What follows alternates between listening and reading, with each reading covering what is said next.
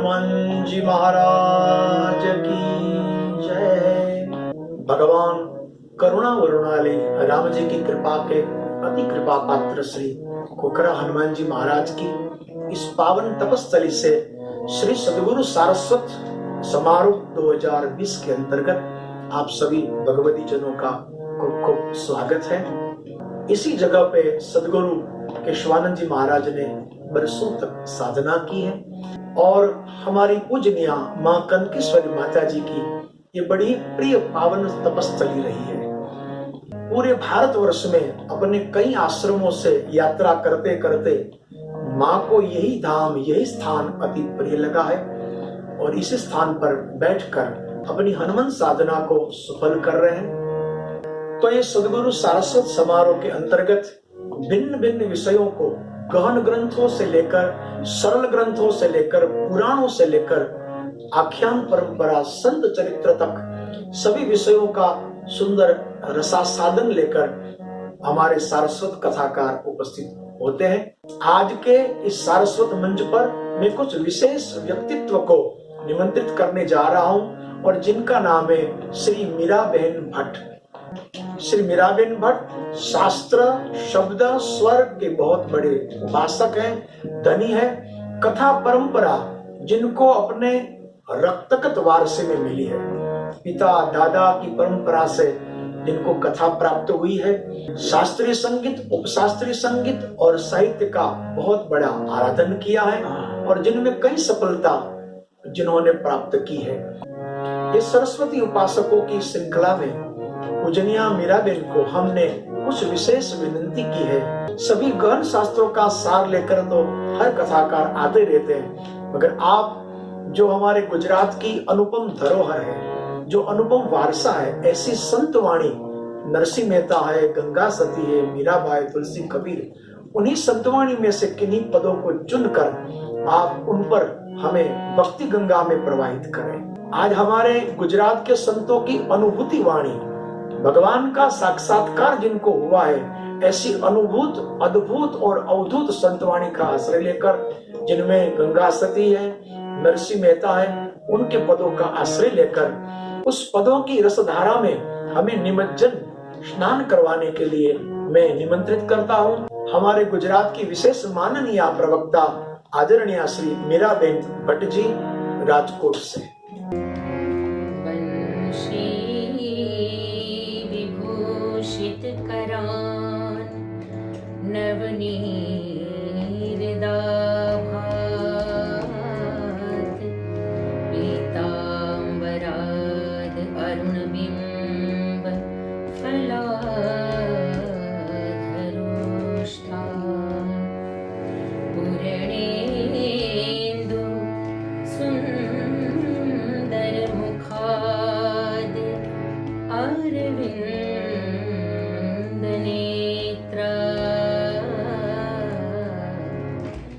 कृष्णात् परं किमपि तत्त्वमहं न जाने। बोलिए कृष्ण कन्हैया लाल की जय। श्री खोखरा हनुमान जी महाराज की जय। श्री सोमनाथ महादेव की जय। देवाधिदेव महादेव परम कृपाळु सोमनाथ महादेवનો આ પરમ પાવન મહિનો શ્રાવણ મહિનો અને એમાંય આ પરમ પાવન ધામ કે જ્યાં સાક્ષાત ખોખરા હનુમાનજી મહારાજ સાક્ષી રૂપે જ્યાં બિરાજમાન છે, જ્યાં સદગુરુ કેશવાનંદ બાપુના આશીર્વાદ જો તરફ વિલસી રહ્યા છે। દર વર્ષે આ શ્રાવણી સત્સંગમાં વિવિધ વક્તાઓ દ્વારા અતિ સુંદર પ્રવચન દ્વારા અનેક ગ્રંથોના જ્ઞાન દ્વારા આપણે સૌ લાભાન્વિત થતા હતા, પરંતુ આ વર્ષે થોડા સમયકાળના કારણે આપણે આ યુટ્યુબ દ્વારા બધા કથાકારોના જ્ઞાનનો લાભ લઈ રહ્યા છીએ. તો આ વર્ષે શ્રાવણી સત્સંગ આપણે સૌએ સાથે મળીને સોશિયલ મીડિયા દ્વારા એનો લાભ લેવાનો છે. અને પૂજ્ય મહામંડલેશ્વર 1008 પૂજનીયા કનકેશ્વરી માતાજી દ્વારા જે આપણને સૌને આટલા વર્ષોથી લાભ મળે છે, એ જ લાભ આ વખતે પણ કન્ટિન્યુ પણ સોશિયલ મીડિયા દ્વારા આપણને સૌને પ્રાપ્ત થશે. આજે મારો વિષય છે સંતોના ભજનો, સંતોની સંતવાણી અને સાથે શાસ્ત્રનો સાર. આપણા ભારત વર્ષની અંદર કેવા કેવા મહાપુરુષો, કેવા કેવા સંતો અને કેવા ભક્ત કવિઓ થયા કે જેની વાણી જ આપણા માટે વેદ વાણી બની ગઈ, જેના શબ્દો જ સમાજ માટે શબ્દ બ્રહ્મ બની ગયા અને જેના ભજનો જ શાસ્ત્ર દર્શન બની ગયા. જેમ કે આપણા ભક્ત કવિ નરસિંહ મહેતા, મીરાબાઈ અને આપણા ભોજા ભગત. વિચાર તો કરું કે આ બધા સંતો કઈ કોલેજમાં, કઈ યુનિવર્સિટીમાં ભણવા ગયા હશે, પણ છતાંય એના નામની યુનિવર્સિટીઓ ચાલે છે.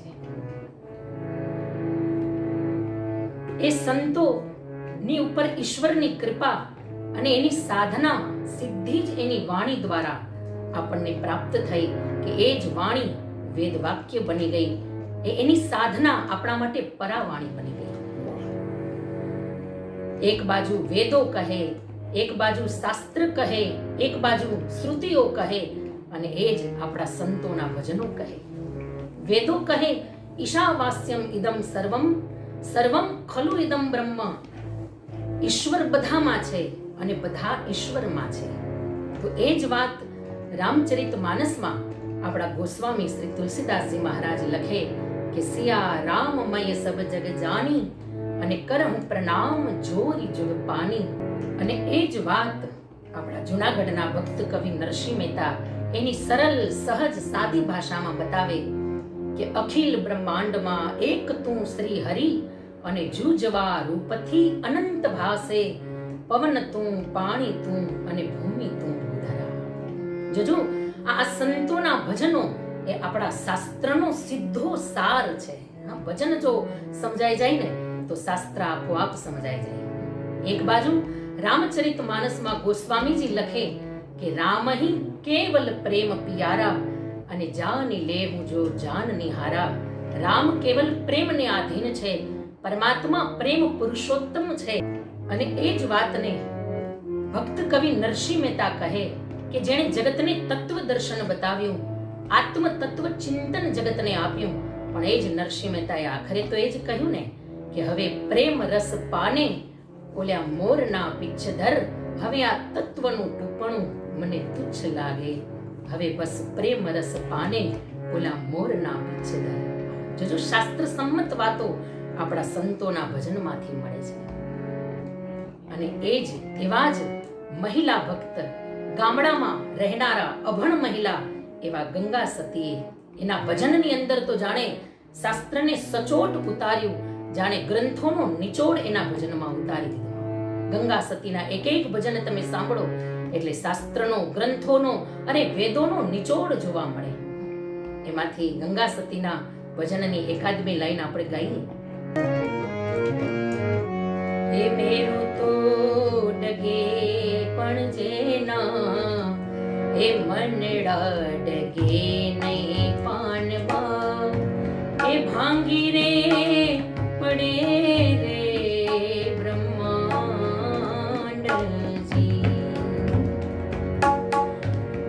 વિપત પડે તોય એ વણસે નહીં ને રે, વિપત પડે તોય એ વણસે નહીં ને રે, એ સોઈ મારા હરિજનના પ્રમાણજી, એ હરખ ને શોકની જેને એ નાવે રે ભેદ કી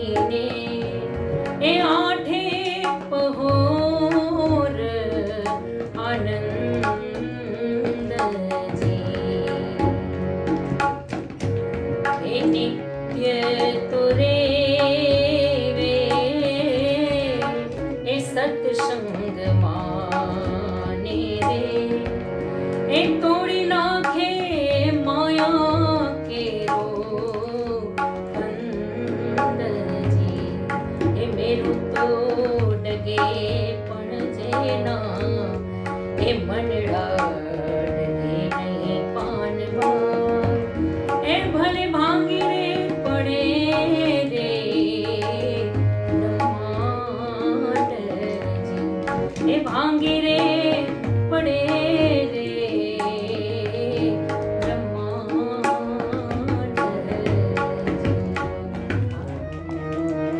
કેવા અદ્ભુત શબ્દો એ ગંગા સતીના. પરમાત્મા ક્યારે મળે, પૂર્ણ પુરુષોત્તમના દર્શન ક્યારે થાય કે જ્યારે મન પૂર્ણ ચિત્ત હોય, જ્યારે મન પરિપૂર્ણ હોય ને, યાદ રાખજો, ત્યારે જ પૂર્ણ પુરુષોત્તમ પ્રાપ્ત થશે. અને મન પરિપૂર્ણ ક્યારે થાય કે જ્યારે મન અડગ હોય ત્યારે, કે જે મનમાં ડગવાનો કોઈ અવકાશ જ ન હોય, જે મનમાં શંકા માટે, સંશય માટે, પ્રશ્ન માટે કોઈ એની જગ્યા જ ન હોય, એના માટે કોઈ અવકાશ જ ન હોય, મન જ્યારે અડગ બની જાય ત્યારે જ એ મન પરિપૂર્ણ બને. અને મન જ્યારે પરિપૂર્ણ બને ને ત્યારે જ પૂર્ણ પુરુષોત્તમના દર્શન થાય. ગમે તે પરિસ્થિતિ હોય પણ સંતોના મન કેવા હિમાલય જેવા અડગ છે. એટલા માટે તો મહાપુરુષોએ કહ્યું ને કે અડગ મનના માનવીને હિમાલય પણ નડતો નથી. જ્યારે મન અડગ હોય ને ત્યારે જ ભક્તિના માર્ગ ઉપર આગળ વધી શકાય. જુઓ ને, નરસિંહ મહેતાના જીવનમાં કેટલા કેટલા સંકટો આવ્યા. અરે છેલ્લે નાતે નાત બાર મૂક્યા પણ છતાં એનું મન ડગ્યું નહીં.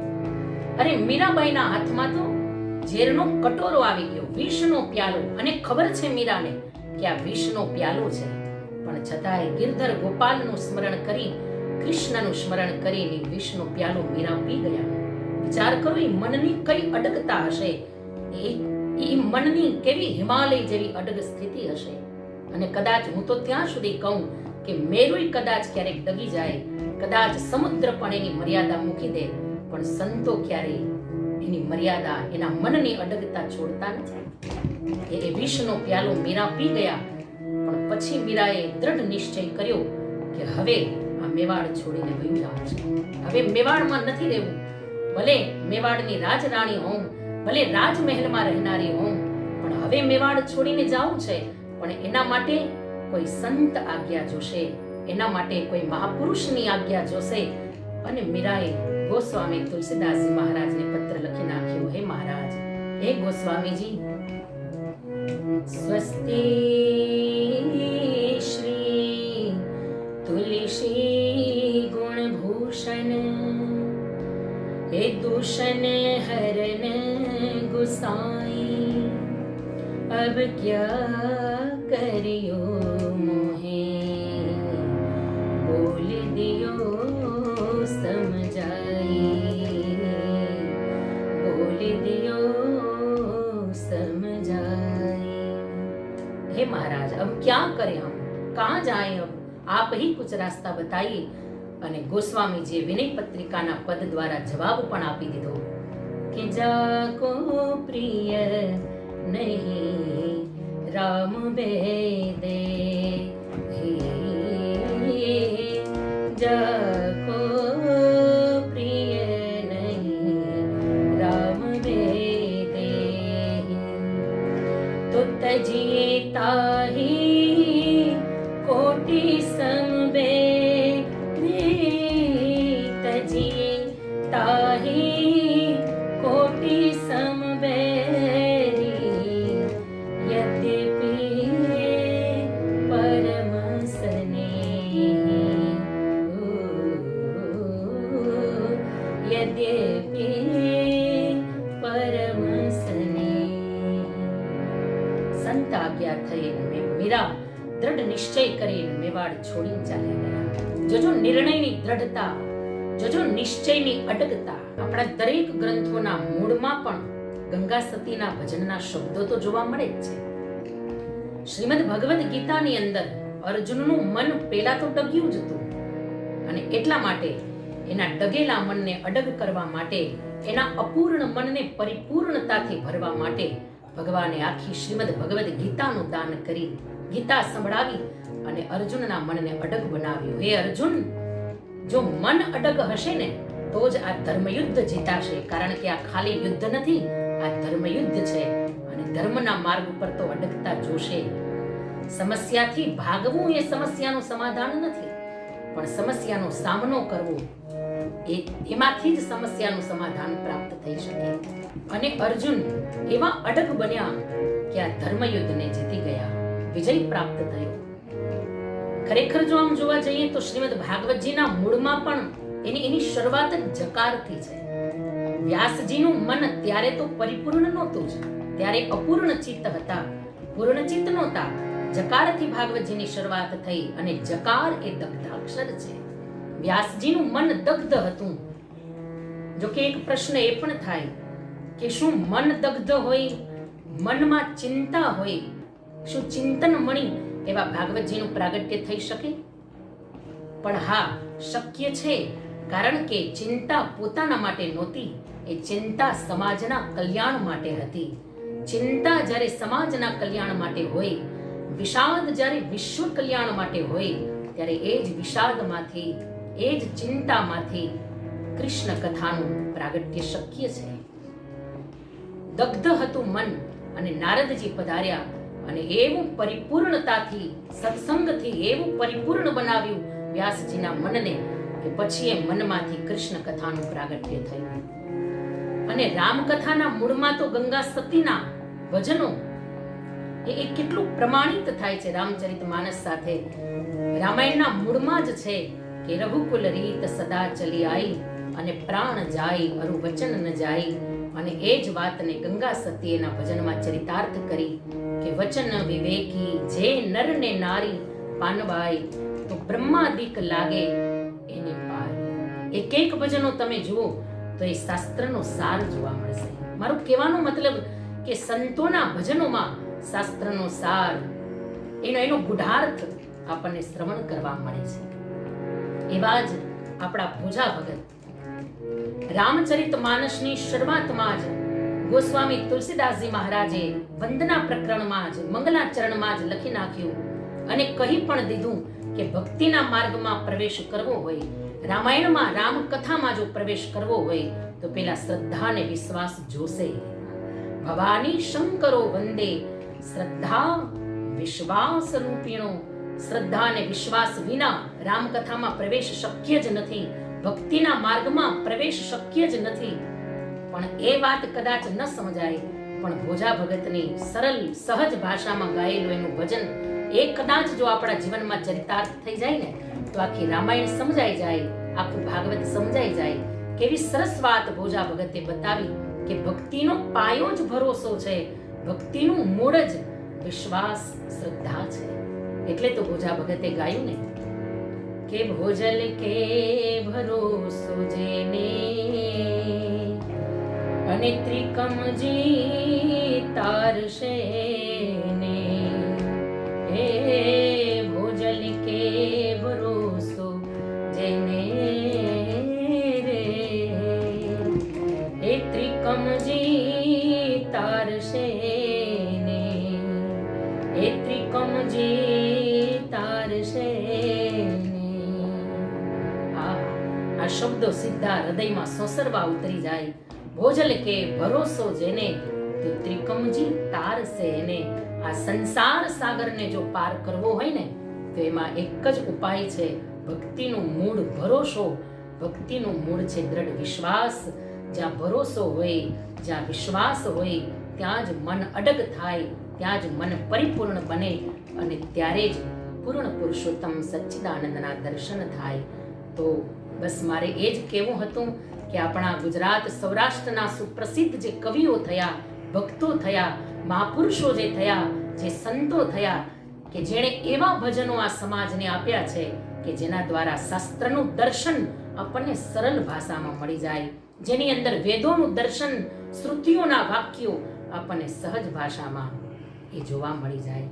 તો એ સાથે મારી વાણી વંદનાને પરમાત્માના ચરણોમાં વિરામ આપી પૂજ્ય માતાજી કનકેશ્વરી માતાજીના ચરણોમાં વંદના કરી, હનુમાનજી મહારાજના ચરણોમાં વંદના કરી અને હું મારી વાણીને અહીંયા વિરામ આપીશ.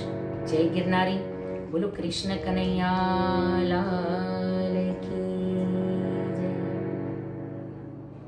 अतीव सुंदरम पूजनिया मीराबेन भट्ट की ये अनोखी प्रस्तुति के भक्ति प्रवाह में हम सब सद्य स्नात हुए. अब आइए हमारे सौराष्ट्र में भगवान महादेव की विशेष कृपा पात्र भूमि और सोमनाथ की ओर चले. श्री सोमनाथ महादेव के संकुल के अंतर्गत श्री सोमनाथ संस्कृत यूनिवर्सिटी चल रही है. आप सबको तो पता ही है कि दुनिया में 7,500 से ज्यादा भाषाएं बोली जाती है, मगर सबसे प्राचीन सबसे परापूर्व भाषा अगर कोई है तो केवल ही हमारे भारत की संस्कृत भाषा है. इसलिए वो श्री भगवान के मुखारविंद से निकली हुई ये देव भाषा जिनको वहां पर सभी विधाओं से पढ़ाया जाता है, उसी सोमनाथ संस्कृत यूनिवर्सिटी के बड़े ही आदरणीय प्रोफेसर श्री पंकज भाई रावल साहब को मैं यहाँ पर आज के सारस्वत में द्वितीय वक्ता के स्थान पर निमंत्रित कर रहा हूँ. आप संस्कृत के बड़े ही अभ्यासी माहिर विद्वान हैं. कई उपाधियां आपने संस्कृत भाषा पढ़ते और पढ़ाते प्राप्त की है, मगर आपकी केवल प्रोफेसर लाइफ नहीं है, आप एक विद्वान वक्ता भी है. हर कोई ग्रंथ के तलस्पर्शी अभ्यास आपका आपके वक्तव्य में छलकता रहता है. हमारे सारस्वत सत्र में कई सालों से आप आदरणीय नरेंद्र भाई जी के साथ पधारते रहते हैं और भिन्न भिन्न गहन विषयों का सार प्रस्तुत करते रहते हैं. आप प्रोफेसर भी हैं और आप अच्छे विद्वान कथाकार भी हैं. आज के सत्र में आप श्रीमद् भागवत जी का बड़ा ही प्यारा वैराग्य संपन्न और साररूप विषय लेकर आए हैं. श्रीमद् भागवत के पंचम स्कंद में सिंधु सोवीरपति रघुगण राजा बड़ा ही जिज्ञासु और सत्संग का बड़ा प्यासा आदमी था.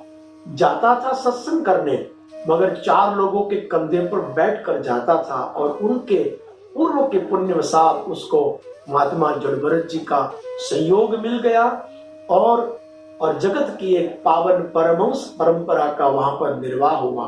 न कोई पंडाल, न कोई व्यासपीठ, न लाइट माइक, कुछ भी नहीं. एक तरफ इक्ष्वाकु नदी का पानी प्रवाह और दूसरी ओर जड़भरत जी महाराज की परमहंस वाणी का प्रवाह. कैसा सुंदर संयोग था वो.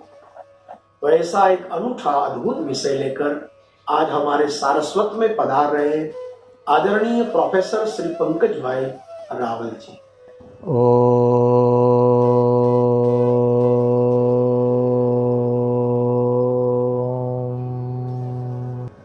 योऽन्तः प्रविश्य मम वाचमिमां प्रसुप्तां सञ्जीवयत्यखिलशक्तिधरः स्वधाम्ना अन्यांश्च हस्तचरणश्रवणत्वगादीन् प्राणान्नमो भगवते पुरुषाय तुभ्यम् अनन्याश्चिन्तयन्तो मां ये जनाः पर्युपासते तेषां नित्याभियुक्तानां योगक्षेमं वहाम्यहम्. गुरुर्ब्रह्मा गुरुर्विष्णुर्गुरुर्देवो महेश्वरः गुरुः साक्षात् परं ब्रह्म तस्मै श्री गुरवे नमः. श्री भागवत भगवान की जय. परम श्रद्धेयाः परम पूज्याः प्रभासतीर्थस्य अधिष्ठाता स्वरूपाः भगवन्तः श्री सोमनाथचरणाः खोखराधाम्नि स्थिताः श्री हनुमन्तचरणाः भगवन्तः पुराणपुरुषोत्तमाः अस्माकं सद्गुरवः पूज्याः गुरवः तथा च पूज्यमा श्री कनकेश्वरी देवी महोदयाः विज्ञानमाध्यमेन समुपलब्धाः श्रोतारः सज्जनाः स्वजनाः. भगवतः पुराण पुरुषोत्तमस्य परमानुग्रहेण तथा च कनकेश्वरी मातुः परमया करुणया अद्य पुनरेकवारं सद्गुरु सारस्वत समारोहे श्रीमद्भागवत महापुराणोपलक्ष्ये वाक्पवित्रीकर्तुम् अवसरः सम्प्राप्तः एतदस्ति मदीयं परमं सौभाग्यम्। पूज्य माँ के चरणों में कोटि कोटि प्रणाम करते हुए पुनः एक बार विज्ञान के माध्यम से इस समारोह में वाणी पवित्र करने का अवसर प्राप्त हुआ। परमात्मा का और पूज्य माँ का मैं सदैव ऋणी हूँ। आपकी कृपा बनी रहे, यही शुभ संकल्प के साथ आज हमारा जो विषय है वो है श्रीमद् भागवत महापुराण के पंचम स्कंध में जड़ भरत और रहुगण जी का संवाद और भवाटवी का वर्णन। श्रीमद् भागवत महापुराण ऐसे ही विद्वानों की परीक्षा करने वाला ग्रंथ है, महापुराण है, फिर भी इसमें प्रवेश करने का एक साहस कर रहा हूँ गुरु कृपा से, पूज्य माँ के अनुग्रह से। भातीदं सर्वलोकेषु गीयते नारदादिभिः वरिष्ठम सर्वशास्त्राणां तत्वं परम गोपितम, ऐसे लक्षण से सुशोभित पूज्य श्री जगतगुरु श्रीमद् वल्लभाचार्य जी के कथन अनुसार श्रीमद् भागवत महापुराण में त्रिविध भाषाओं का प्रयोग है, जिसमें एक भाषा है व्यावहारिकी भाषा, एक भाषा है मतांतरिता भाषा और एक भाषा है समाधि भाषा। तो ऐसे समाधि भाषा रूप ग्रंथ में और उसमें भी पंचम स्कंद जिसमें गद्य प्राचुर्य हो, इसमें प्रवेश करना वो बिना कृपा के संभव नहीं है। जगत गुरु श्रीमद् वल्लभाचार्य जी तो तत्वार्थ दीप निबंध में कहते हैं कि ये 3 प्रमाण में से नहीं अपितु 4 प्रमाणों में से एक है। वेदाः श्रीकृष्ण वाक्यानि ब्रह्मसूत्राणि चैवहि समाधि भाषा व्यासस्य प्रमाणम तच्चतुष्टयम्। तो ऐसे प्रमाणभूत ग्रंथ में से प्रामाणिकता से कुछ शास्त्रोचित बात आप सब सज्जन और स्वजन के बीच में रखने का एक नम्र आयास और प्रयास कर रहा हूँ। श्रीमद् भागवत महापुराण के पंचम स्कंद में स्थान लीला में 10 से लेकर 14 तक के जो अध्याय हैं, इन अध्यायों में रहुगण जी का और जड़ भरत जी का चरित्र प्रतिपादित किया गया है। जड़ भरत जी के चरित्र की बात करें तो उनके पूर्व जन्म में भी वो भरत नाम से ही जुड़े थे। ऋषभदेव के वहाँ पहले अवतरित हुए अयोध्या में, बाद में वो पुलह ऋषि के आश्रम में तप करने के लिए चले गए गंडकी नदी के तट पर।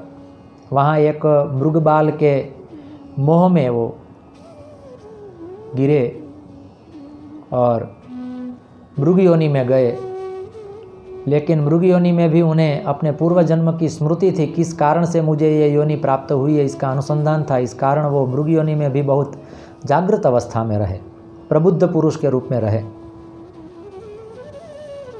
और मृग योनि को पार करते हुए वो जब पुनः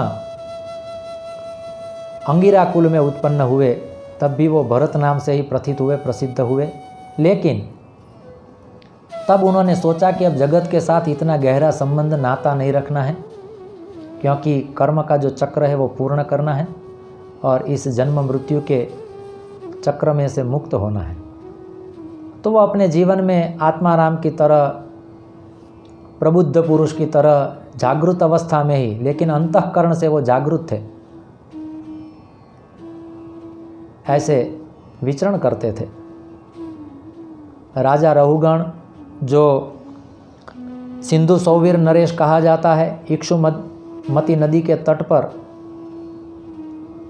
वो रहता है।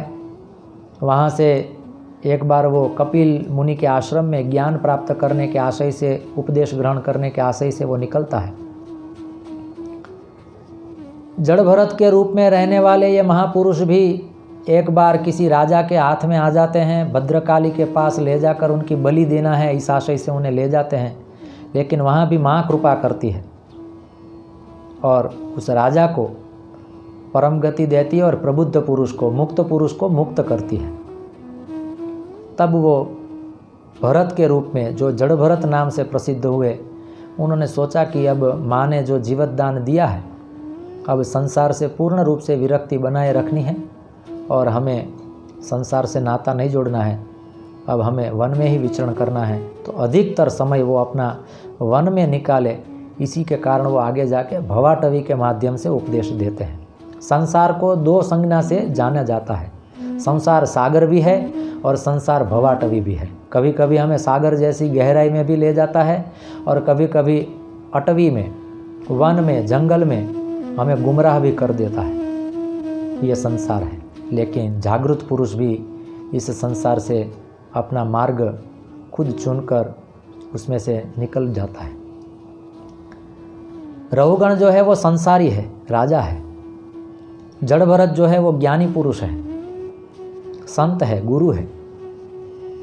संसारी पुरुष का और संत और महंत का, गुरु का यही स्वभाव होता है।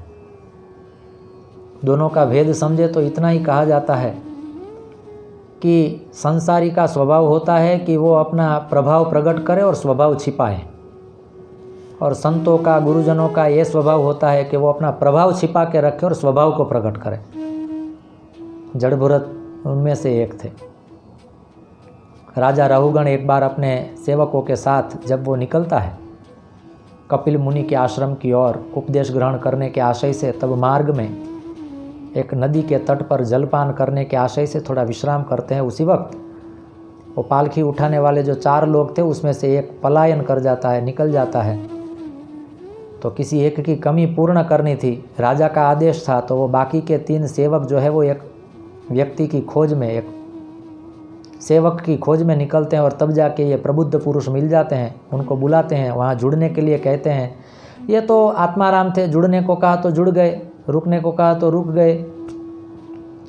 लेकिन जब वो जड़ भरत जी इस राजा रहुगण की पालकी के साथ जुड़े और उनको उठाकर जब ले जा रहे थे, तो जड़ भरत जी अत्यंत जागृत अवस्था में थे। चलते वक्त वो भूमि पर दृष्टि करके देखते रहते थे कि कोई जीव, कोई जंतु, कोई प्राणी, कोई पशु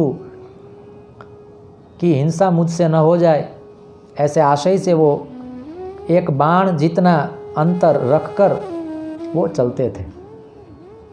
और इसके कारण बाकी सेवकों को कष्ट होता था, लेकिन राजा को विशेष रूप से कष्ट होता था क्योंकि सबको चलने में थोड़ा तालमेल नहीं था। ऐसी परिस्थिति में राजा जो है वो आदेश करता है कि भाई ये क्या हो रहा है। बाकी के सेवक कहते हैं कि ये जड़ जैसा व्यक्ति जो हमने खोजा है, इसी के कारण ये सब हो रहा है। राजा उसे कहते हैं कि भाई मैं राजा हूँ, तुझे दंड दे सकता हूँ, सज़ा हो सकती है, ठीक से आप अपना दायित्व नहीं निभा रहे हो। उस वक्त जड़ भरत जी सोच रहे थे कि पूर्व जन्म में मैं भी राजा था, मैं भी इसी तरह से पालकी में जाता था, सेवक लोग जुड़ते थे, उस जन्म का कुछ ऋण रहा होगा, उस कर्म बंधन को भी काटना है, इस आशय से आज मुझे यहाँ जुड़ना पड़ रहा है। लेकिन वो राजा अपमान करे तो भी इनके मन को कोई हलचल नहीं है, कोई दिक्कत नहीं है, कोई आपत्ति नहीं है, क्योंकि आत्माराम है। और थोड़ा संवाद ऐसा होता है कि रहुगण को लगता है कि भाई आप कौन हो। देखने में तो कोई विप्र हो ऐसा लगता है, क्योंकि आपके स्कंध पर ये यज्ञ सूत्र दिखाई देता है, कस्त्वम निगूढ़श्चरसि द्विजानाम, आप द्विज लगते हो। और उस वक्त 5 श्लोक में जड़ भरत जी यही उपदेश देते हैं जो उपदेश जगत गुरु आदि शंकराचार्य ने निर्वाण षटकम में दिया है। न मे द्वेष रागौ, न मे लोभ मोहौ, मदो नैव मेनैव मात्सर्य भावः, ऐसे ही कुछ भाव से जुड़े हुए यहाँ श्लोक हैं। तब जाके राजा रहुगण को लगता है कि ये देखने में ही केवल ब्राह्मण नहीं है, इसकी ब्रह्म दृष्टि भी है, ये ज्ञानी पुरुष है, ये कोई प्रबुद्ध पुरुष है, ये कोई महात्मा है, कोई संत है। जड़ भरत जी भी सोचते हैं कि ये राजा होते हुए भी उपदेश ग्रहण करने जाता है, तो इस तरह से पालकी में बैठकर जाता है, ये कोई उपदेश ग्रहण करने का अधिकार नहीं है। इस तरह से पूरी लीला तो कुछ इस तरह से है कि जड़ भरत जी अपने जीवन में कभी बोले ही नहीं है, प्रथम बार रहुगण के पास बोल रहे हैं, नहीं तो वो मौनी होकर घूम रहे थे, अवधूत के रूप में घूम रहे थे, जिनके लिए लक्षण दिया गया है हमारे यहाँ मौने मौनी, गुणिनी गुणवान, पंडिते पंडितोसौ, दीने दीन, सुखिनी सुखवान, भोगिनी प्राप्त भोगः, मूर्खे मूर्खो, युवतिषु युवा, वाग्मिषु प्रौढ़ वाग्मी, धन्य कोपी त्रिभुवन जयी योगधूतेव धूतः। अवधूत के रूप में आत्माराम बनकर घूमने वाले ये महापुरुष, ये संत पुरुष कभी बोले नहीं अपने जीवन में। लोग इनको जड़ समझते हैं, हालांकि सब जड़ता की चाबी इनके पास है, संसार के सारे प्रपंचों को दूर करने के उपाय जिनके पास है, उन्हीं को लोग जड़ भरत के नाम से संबोधित करते हैं, लेकिन फिर भी उनको कुछ फर्क नहीं पड़ता है। वो जानते हैं कि कुछ बोलने से, प्रतिक्रिया देने से शायद कोई नए कर्म बंधन खड़े हो जाए, उससे अच्छा है सहिष्णु बनकर तितिक्षा से इन सारे कर्म बंधन को काट के मैं आगे निकल जाऊं। भगवान भी चाहते हैं कि ये है तो ज्ञानी पुरुष, लेकिन इनकी ख्याति नहीं हुई, लोग इनको जानते नहीं है इनका वास्तविक स्वरूप क्या है, तो परमात्मा चाहते हैं कि इनको थोड़ा यश मिले। जड़ भरत जी चाहते हैं कि मैं पूरे जीवन में मौन रहा हूँ, लेकिन ये जो उपदेश ग्रहण करने की जो बात है इनकी, तो राजा को भी संसार छूटे, ज्ञान प्राप्त हो, इस कारण मुझे कुछ बोलना पड़े तो मैं बोलूँ, अपनी वाणी को थोड़ा प्रकट करूँ। इस आशय से जड़ भरत जी अपना ज्ञान प्रकट करना चाहते हैं एक ही बार, और एक ही बार वो बोलते हैं और रहुगण का उद्धार कर देते हैं। महापुरुषों का स्वभाव होता है, प्रायः वो बोलते नहीं हैं, और जब बोलते हैं तो किसी का उद्धार करें ऐसा ही कुछ बोलते हैं, जगत का कल्याण हो ऐसा ही कुछ बोलते हैं। यही जड़ भरत जी के चरित्र में से सीखने जैसी बात है। राजा रहुगण को वैराग्य की प्राप्ति हो, जड़ भरत जी का ज्ञान दृढ़ हो, और परमात्मा की यह जो लीला है कि ज्ञानी पुरुष को एक बार यश मिलना चाहिए, इस आशय से जड़ भरत जी के पास ये लीला करवा रहे हैं, तो जड़ भरत जी भी वो परमात्मा की लीला को समझकर आगे बढ़ रहे हैं। रहुगण जी कहते हैं, नाहम विशंके सुरराज वज्रा न्यत्रक्षशूला नयमस्य दंडात नाग्निर्के सोमा नीलवित्त पास्त्रात शंके वृषम ब्रह्म कुलाव मानात। आपकी बात सुनकर ऐसा लगता है कि मुझसे कोई अपराध होने जा रहा है। मुझे किसी से डर नहीं है, इंद्र के वज्र से नहीं डरता हूँ, भगवान शंकर के त्रिशूल से नहीं डरता हूँ, यमराज के दंड से मुझे भय नहीं है, भीति नहीं है, अग्नि, सूर्य, चंद्र, कुबेर आदि के पास जो अस्त्र शस्त्र हैं, उन अस्त्र शस्त्रों का भी मुझे भय नहीं है। लेकिन मुझसे कोई विप्र का, कोई ज्ञानी का, कोई तपस्वी का, कोई सहिष्णु का अवमान हो जाए, अपमान हो जाए, इस बात का मुझे सबसे ज़्यादा भय रहता है। आप कौन हो?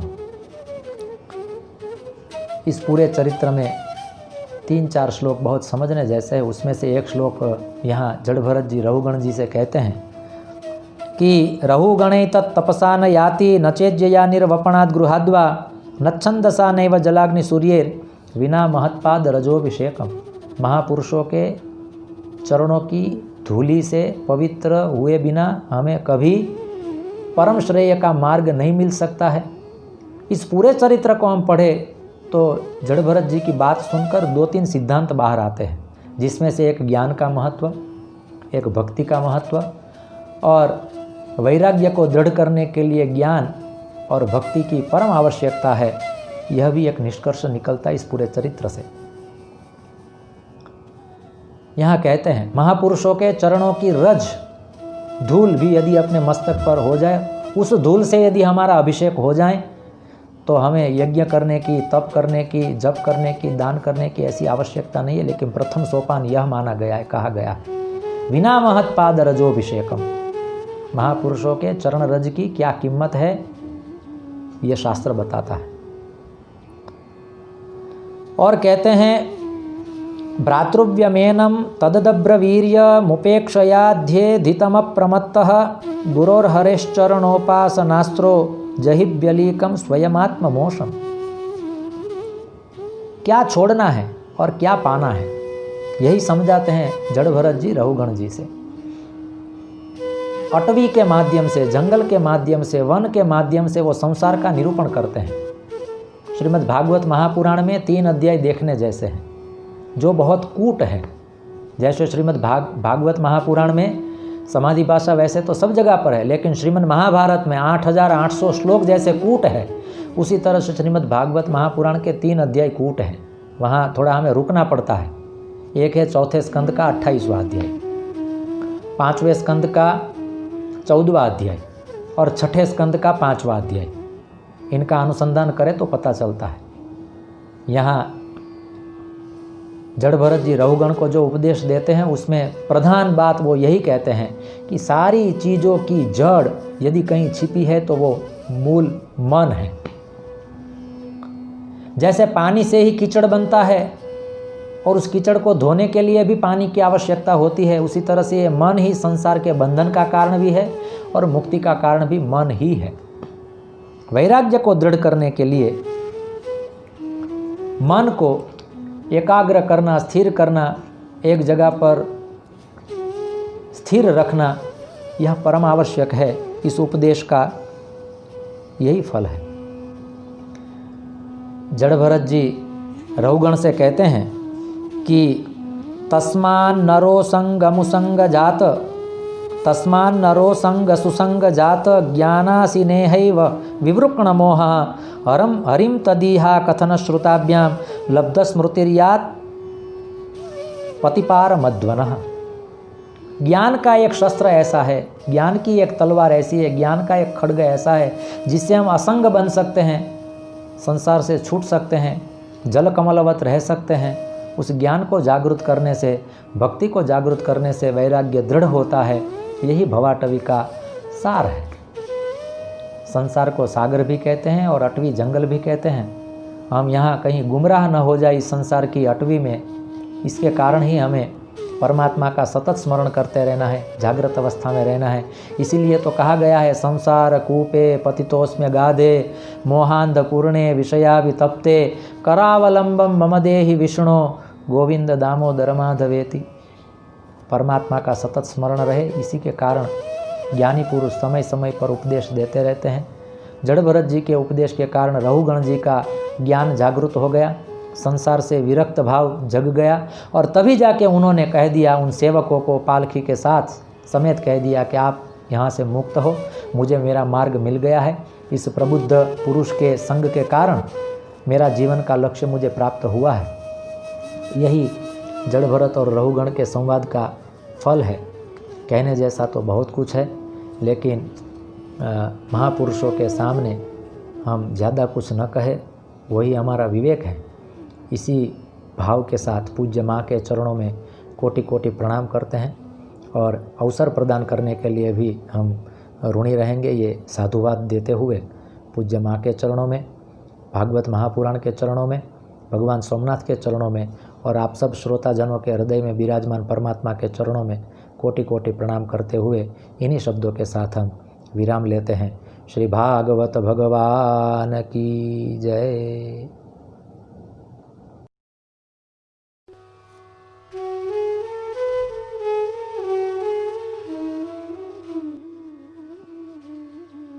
श्री सद्गुरु सारस्वत समारोह के हमारे सभी अध्ययनशील मननशील प्रवक्ताओं को नमन। सालों सालों तक अध्ययन करने के बाद जो कुछ निष्कर्ष प्राप्त हुआ है, वो रस, वो निचोड़ हमारे सारे प्रवक्ता हम सबको महाप्रसाद के रूप में बांट रहे हैं। और यही सारस्वत समारोह का परम लाभ है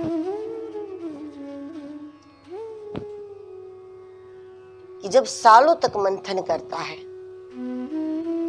कोई व्यक्ति और जब उस मंथन का सार प्रदान करते हैं, तब हम सबको ये मिनटों में प्राप्त हो जाता है। आज के सत्र के हमारे दोनों ऐसे ही अद्भुत विचारक और अपने विषय के प्रति पूर्णतः निष्ठावान प्रवक्ता है, जिसमें प्रथम है पूज्य श्री मीराबेन भट्ट, जो कि सारस्वत समारोह का जब नामकरण भी नहीं हो रहा था, आश्रम में सत्संग होता था, सावन में उत्सव होता रहता था, तब से मतलब कि इस स्थान से जुड़े हैं, आश्रम से जुड़े हैं और पूरी आत्मीयता पूर्वक शुरू से अभी तक जितने भी हमारे सत्र हुए, इन सभी सत्रों में हमने ये पाया कि पूज्य श्री मीराबेन भट्ट ने जिस प्रसंग को उठाया, जिस प्रकरण को उठाया, उसको पूरा न्याय दिया, उनकी सारी भूमिकाओं को पूरा न्याय दिया, अद्भुत गायन के साथ, कर्णप्रिय गायन के साथ, सारस्वत मंच की, व्यासपीठ की, संतों की, विद्वानों की उपस्थिति की, एक धर्म सभा की मर्यादा का 100% ख्याल करते हुए आपने हमेशा अपने विचार को रखा और हर बार हम सब केवल प्रसन्न ही नहीं बल्कि सब अभिभूत हुए। और इस बार आपने जिस प्रकरण को उठाया वो तो बड़ा ही अनूठा है। संतों की वाणी में, पदों में, भजनों में शास्त्रों का सार है। भजनों की पंक्तियों के साथ पुराणों के प्रसंगों को मिलाते हुए इसका जिस प्रकार आपने दर्शन कराया, पूरी गंभीरता के साथ सारे मर्मों को उजागर करने का आपने प्रयास किया, क्योंकि महापुरुषों की वाणी है, निसंदेह ये शास्त्रों का सार है। जब हम शास्त्रों का अध्ययन अच्छी तरह करते हैं तो धीरे धीरे एक समय आता है कि हम इन अनुभव सिद्ध संतों की वाणी जो पद के रूप में हम सबको प्राप्त है, मीरा के पद, नरसिंह मेहता के पद, सूरदास जी के पद, ऐसे बहुत सारे गंगा सती के पद जो आपने गाए, गुनगुनाए, तो ऐसा लगता है कि शास्त्रों का अध्ययन करें खूब, तब धीरे धीरे इन पदों में हमारा प्रवेश होता है। और अगर हम इन पदों को समझें तो शास्त्रों को समझना भी हमारे लिए आसान हो सकता है, क्योंकि वही बात है जो शास्त्रों में भिन्न भिन्न अवस्था के लोगों को ध्यान में रख करके बताई गई है, जबकि इन विभूतियों की वाणी में केवल और केवल इसके अधिकारियों को संबोधित करते हुए ये बात बताई। ये अनुभूति है, अनुभव बाहर से होता है, अनुभूति साधना के दौरान, भजन के दौरान साधक को अपने अंतर मन में होती है। अनुभव बताना है या नहीं बताना, किसको बताना, कितना बताना, ये हमारे वश में है, लेकिन अनुभूति बतानी है या नहीं बतानी, किसको बतानी, कितनी बतानी, ये साधक के वश में नहीं होता, ये उनका इष्ट तय करता है। अनंत अनुभूतियां स्वयं जब अपने अधिकारी को देखती है तो वो अपने आप मुखर हो जाते हैं। तभी इस प्रकार के पदों का निर्माण होता है और महापुरुषों की अनुभूति कभी सूत्रों के रूप में, कभी आंसुओं के रूप में, कभी इस प्रकार पदों के रूप में, गायन के रूप में, लेकिन वो छुपाए नहीं छुपते, ये बात निश्चित है। तो ऐसे मर्म से भरे हुए इस प्रकरण को आपने बहुत ही अच्छी तरह इसकी प्रस्तुति दी, जिनके सूत्र हर बात का हम सब ने आनंद लिया। आपके चरणों में नमन। और आज के हमारे दूसरे प्रवक्ता है जो सोमनाथ से हैं, पूज्य श्री पंकज भाई रावल पिछले कई सारस्वत समारोह से हम आपकी वाणी से लाभान्वित हो रहे हैं और हर बार आपसे उम्मीद बनी रहती है कि और भी कुछ मिलेगा, और भी कुछ मिलेगा, और भी कुछ मिलेगा। सारस्वत समारोह में आपकी उपस्थिति हम सबको प्राप्त है, जिनके कारण, जिनके द्वारा, वो है पूज्य श्री नरेंद्र भाई पंड्या, और उन्हीं के माध्यम से सारस्वत मंच को आप मिले हैं। इसके लिए हम पूज्य श्री नरेंद्र भाई पंड्या के भी आभारी हैं। आपने भी, आज हमारे दोनों ही प्रवक्ताओं ने एक स्थिति की बात की है, क्योंकि पूज्य पंकज भाई ने भरत जी मृग बने और फिर जड़ भरत बने, और एक ऐसी जड़ता